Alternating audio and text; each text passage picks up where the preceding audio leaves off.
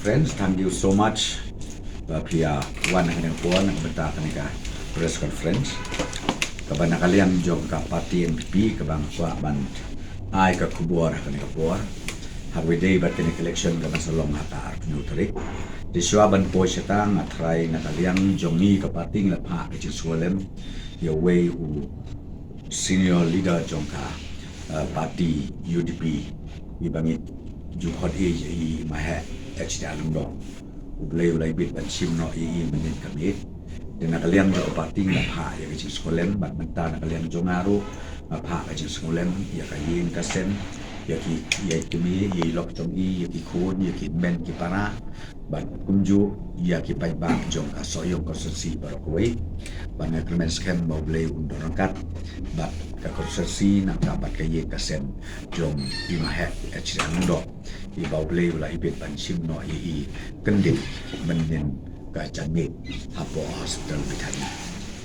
Congress's commitment to Meghalaya, a drug-free Meghalaya, strict action against drug peddling, an opening of 50 new de-addiction centers statewide. 5 commitments na kasing Congress na kabinta ka 5-star Meghalaya. The rampant corruption in Meghalaya has choked the development process in the state. Is this the Meghalaya we dreamt of? It's time to speak up about the issues that are hampering Meghalaya's development.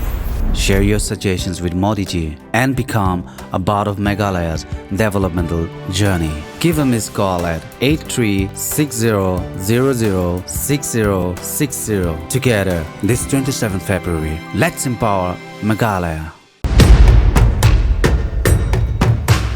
Kajing say so ha ka rap karyang ka jinkmen ya kinong rap. Anda la pentrikam ka TMC ha ka ba shipawa jar tingka shisnem anya rap pisa ya baro kinong rap ha ka jilla lingba ka jingpen mi ya ka scheme with my farm Farmers Assistant for Rural Meghalaya. Hakane ka ap nyo trek urumphang Shan ya ka sap jong phi haki artli ki sentil bat kershan ya ka Meghalaya TMC.